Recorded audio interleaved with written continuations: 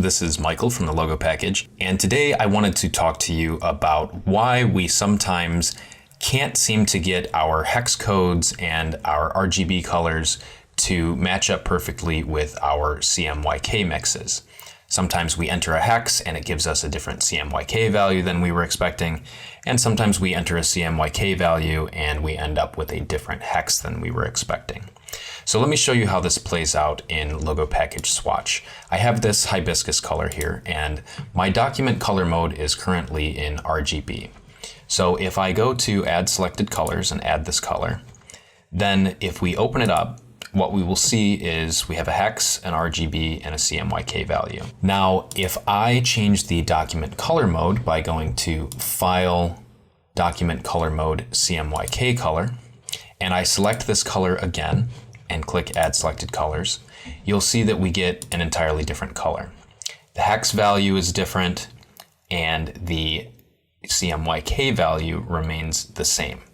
So what is going on here? Why does the document color mode I'm in affect what hex value I get?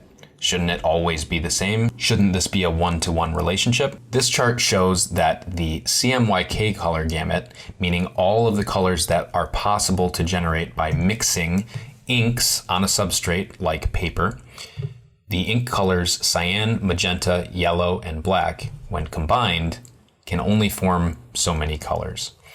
And then we have the RGB color gamut, which is this yellow line here, and you can see that it's much bigger. This represents the colors that can be generated by combining light that is colored red, green, and blue. So let's take a look at our hibiscus example here.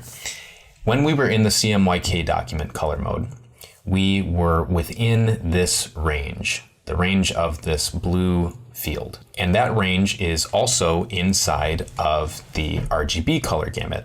So if we select a color somewhere in here in CMYK, then there will be a single hex value or RGB value that perfectly matches that CMYK.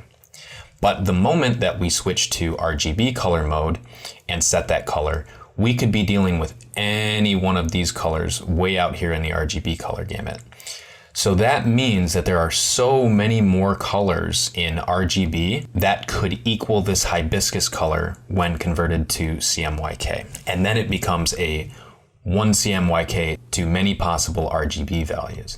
And that is why when we look in the extension, the CMYK value is the same because it lives here in this gamut, but the hex values are different because they can be pulled from anywhere out here. So hopefully this visual demonstration of color gamuts helps explain why you may have trouble getting your hex and CMYK colors to match. This is an unavoidable consequence of converting between different color gamuts, and it isn't something that can be addressed by our extension. The only thing that you can do is, as the designer, pick exactly what CMYK color you want to see based on how it looks when it's printed, and pick the hex or RGB value that you want to see based on what it looks like on screen. So hopefully this visual demonstration of color gamuts has helped explain why you sometimes see multiple different hex codes for the same CMYK colors.